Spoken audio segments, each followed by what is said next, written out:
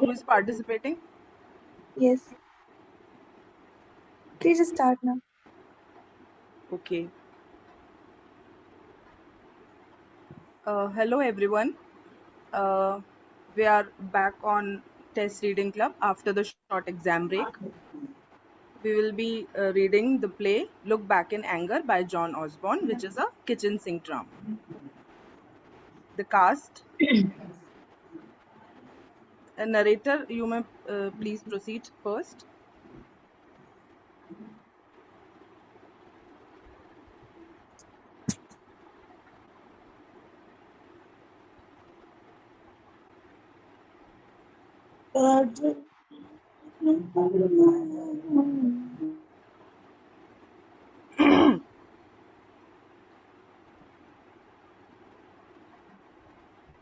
The Porter's one-room flat in a large Midland town, early evening, April.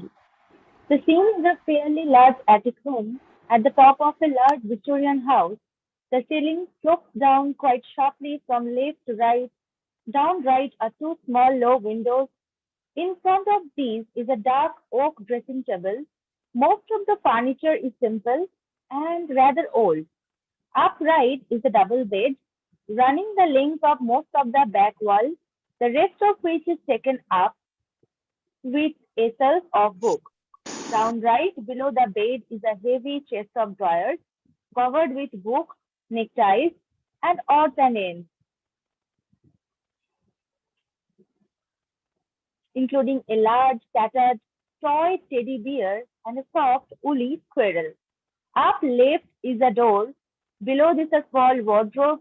Most of the wall left is taken up with a high oblong window. This looks out on to the landing, but light comes through it from a skylight beyond. Below the wardrobe is a gas stove, and beside this a wooden sports cupboard on which is a small portable radio. Down C is a sturdy dining table and three chairs, and below this, left and right, two deep, tabby leather armchairs. At rise of curtain, Jimmy and Cliff are seated in the two armchairs, right and left, respectively. All that we can see of either of them is two pairs of legs sprawled way out beyond the newspapers, which hide the rest of them from sight. They are both reading. Beside them and between them is a jungle of newspapers and weeklies. When we do eventually see them, we find that Jimmy is a tall, thin young man about 25, wearing a very worn tweed jacket and flannels. Clouds of smoke fill the room from the pipe he is smoking. It is a disconcerting mixture of sincerity and cheerful malice, of tenderness and freebooting cruelty, restless, importunate, full of pride, a combination which alienates the sensitive and insensitive alike. Blistering honesty or apparent honesty like his makes few friends. To many, he may seem sensitive to the point of vulgarity. To others, he is simply a loudmouth. To be as vehement as he is, to be almost non-committal. Cliff is the same age, short, dark, big boned, wearing a pullover and grey, new but very creased trousers. He is easy and relaxed, almost to lethargy, with the rather sad natural intelligence of the self-taught. If Jimmy alienates love, he seems to exact it, demonstrations of it, at least even from the cousin. He is a soothing, natural counterpoint to Jimmy. Standing L below the fourth cupboard is Allison. She is leaning over an ironing board. Beside her is a pile of clothes. Hers is the most elusive personality to catch in the uneasy polyphony of these three people. She is turned in a different key, a key of well-bred malice that is often drowned in the robust orchestration of the other two. Hanging over the grubby but expensive skirt she is wearing is a cherry red shirt of Jimmy's. But she manages somehow to look quite elegant in it. She is roughly the same age as the men. Somehow, their combined physical oddity makes her beauty more striking than it really is. She is tall, slim, dark. The bones of her face are long and delicate. There is surprising reservation about her eyes, which are so large and deep they should make equivocation impossible. The room is still, smoke filled. The only sound is the occasional thud of Alison's iron on the board. It is one of those chilly spring evenings, all cloud and shadows. Presently, Jimmy throws his papers down. Why do I do this every Sunday? Even the book review seems to be the same as last week's. Different books, same reviews. Have you finished that one yet? Not yet. I've just read 3 whole columns on the English novel. Half of it is in French. Do the Sunday papers make you feel ignorant? Not half. Well, you are ignorant. You are just a peasant. Jimmy to Allison. What about you? You're not a peasant, are you? What's that? I said, do the papers make you feel you're not so brilliant after all? Oh, I haven't read them yet.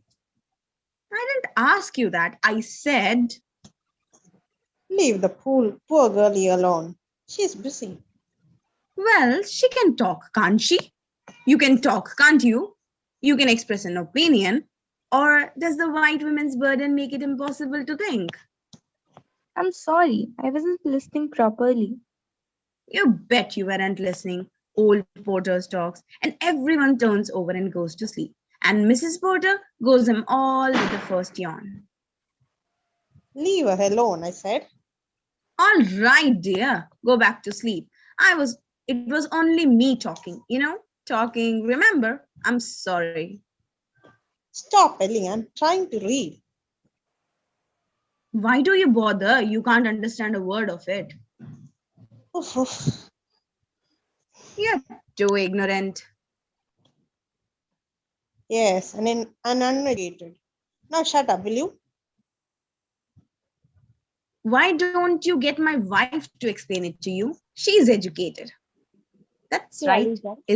isn't it? Cliff kicking out at him from behind his paper. Leave her alone, I said.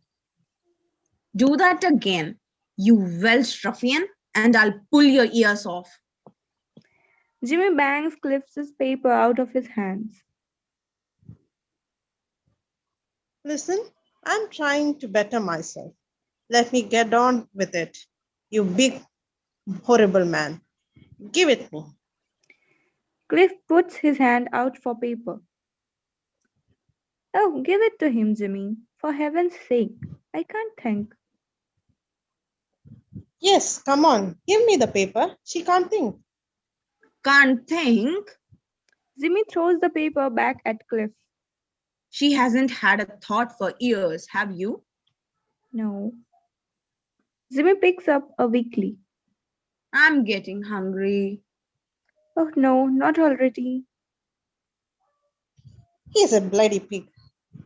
I'm not a pig. I just like food, that's all. Like it? Yeah, like a sexual maniac.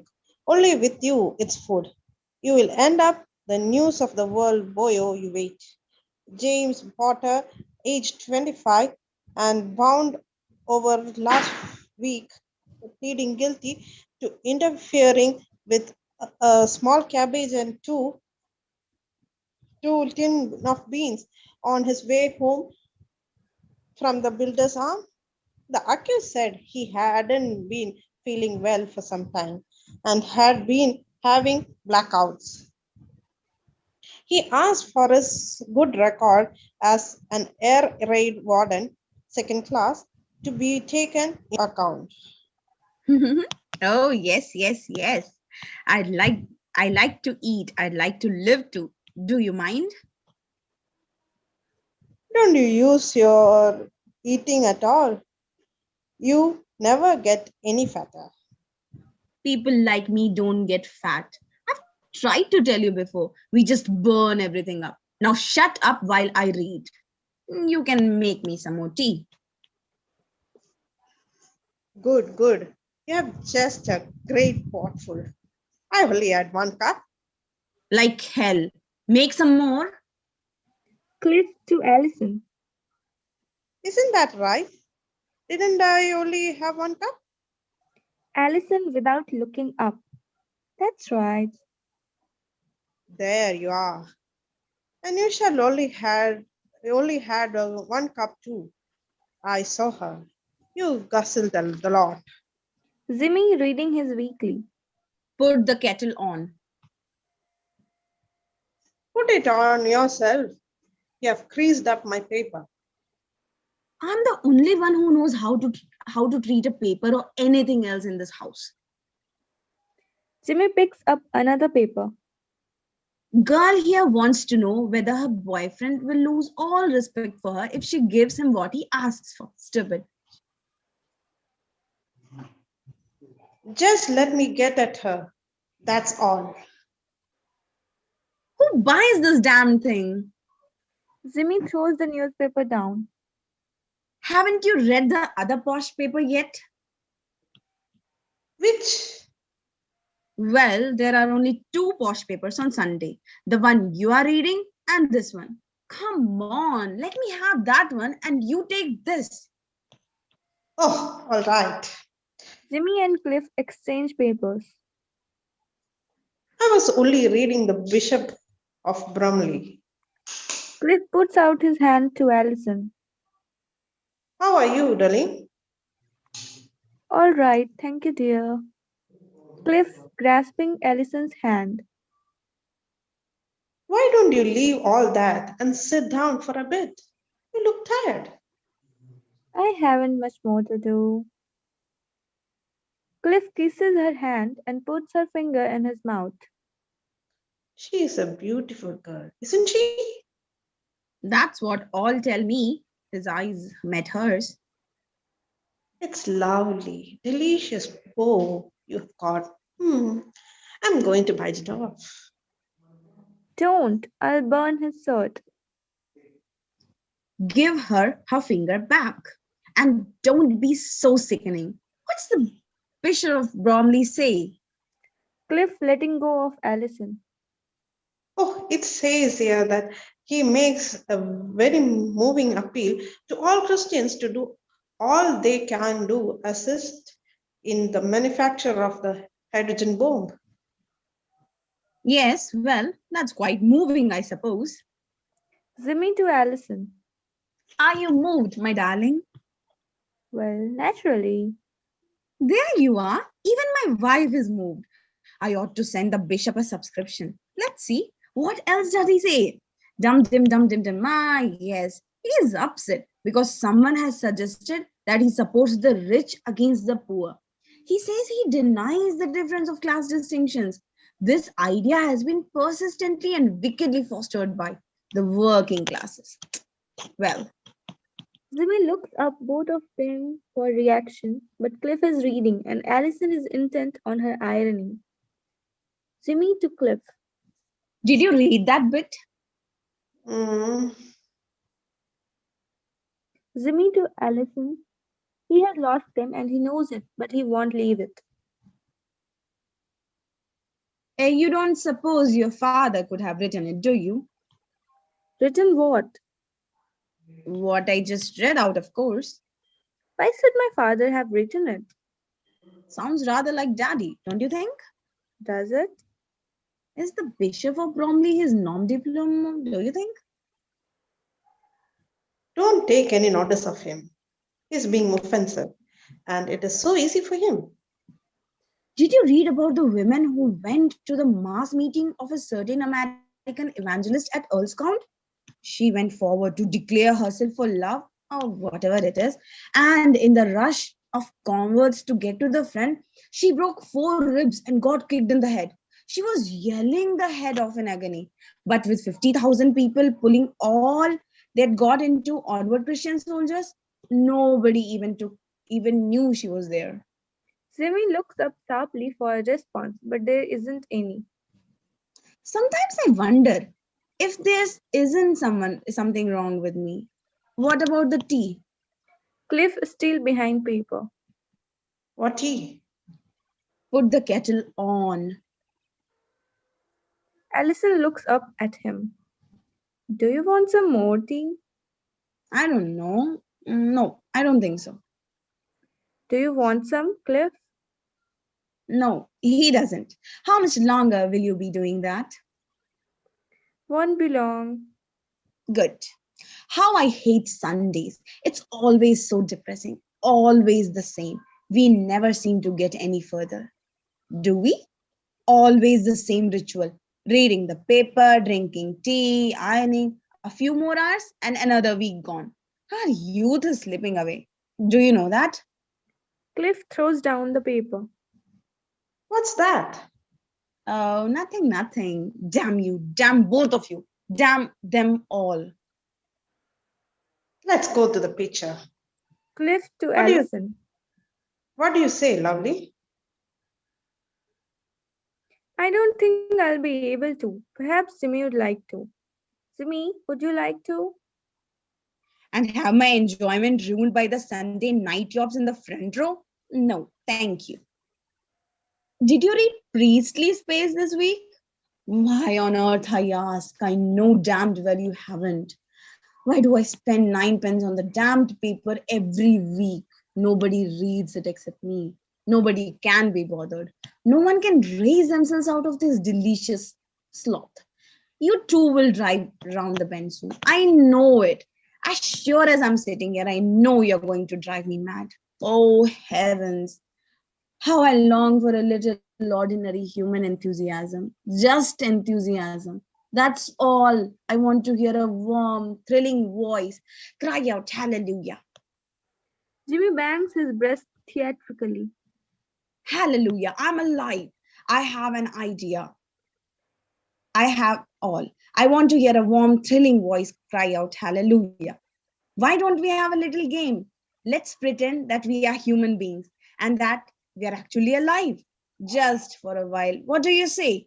Let's pretend we are humans. Jimmy looks from one to other. Oh, brother, it's such a long time since I was with anyone who got enthusiastic about anything. What did he say? Jimmy, What did what did who say? Mr. Priestley? What he always says, I suppose. He's like daddy, still casting well fled glances back to the Edwardian twilight from his comfortable, defranchised wilderness. What the devil have you done to those trousers? Done? Are they the ones you brought last weekend? Look at them. Do you see what he has done to those new trousers? you are naughty, Cliff. They look dreadful. You spend good money on a pair of trousers and then stroll around like them like a savage. What do you think you're going to do when I'm not around to look after you? Well, what are you going to do? Tell me. I don't know. Cliff to Alison. What am I going to do, lovely? You had better take them off. Yes, go on, take them off, and I'll kick your behind for you. I'll give them a press while I have gotten the iron on. Okay. Cliff starts taking them off. I'll just empty the pockets. Cliff takes out keys, matches, handkerchief. Give me those matches, will you?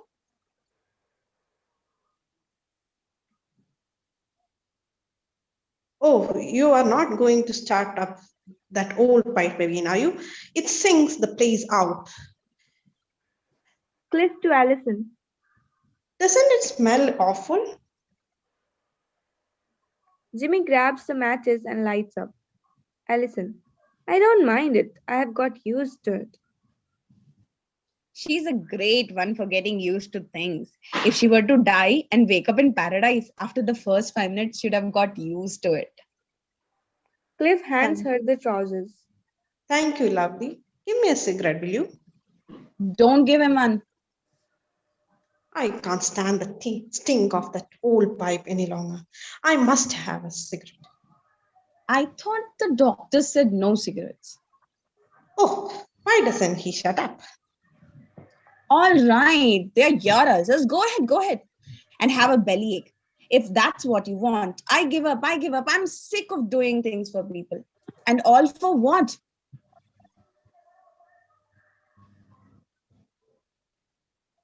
Allison gives Cliff a cigarette. They both light up, and she goes on with her ironing. Nobody thinks, nobody cares.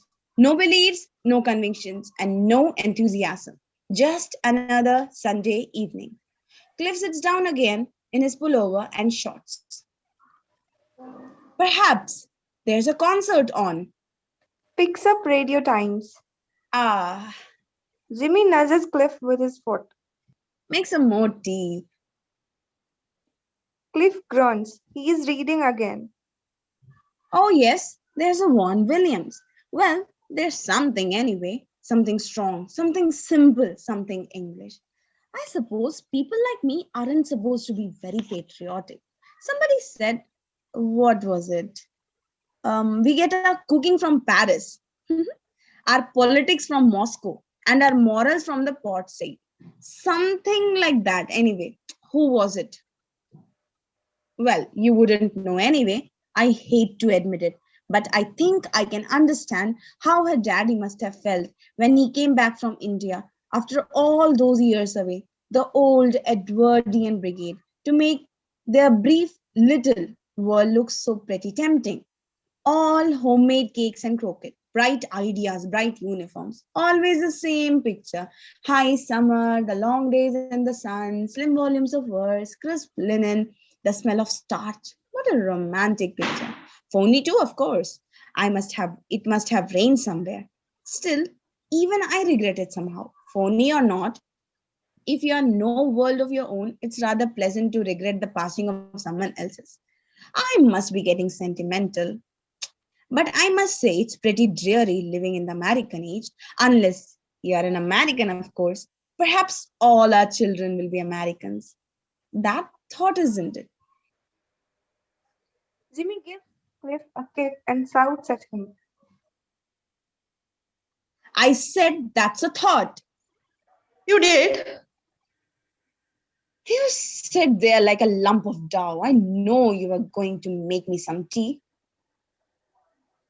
Cliff groans. Jimmy turns to Allison. Is your friend Webster coming tonight? He might drop in. You know what he is. Well, I hope he doesn't. I don't think I could take Webster tonight. I thought you said he was the only person who spoke your language. So he is. Different dialect, but same language. I like him. He's got the bite, edge, drive. Enthusiasm. You've got it. When he comes here, I begin to feel exhilarated. He doesn't like me, but he gives me something which is more than I can get from most people. Not since. Yes, we know, not since you were living with Madeline. Allison folds some of the clothes she has already ironed, crosses to the bed with them, Cliff behind paper again. Where's Madeline? Oh, wake up, dear. You have heard about Madeline enough times. She was his mistress, remember? When he was 14, or was it 13? 18. He owes just about everything to Madeline. I get mixed up with all your women. Was she the one all those years older than you? 10 years. Proper little marchbanks. Yeah.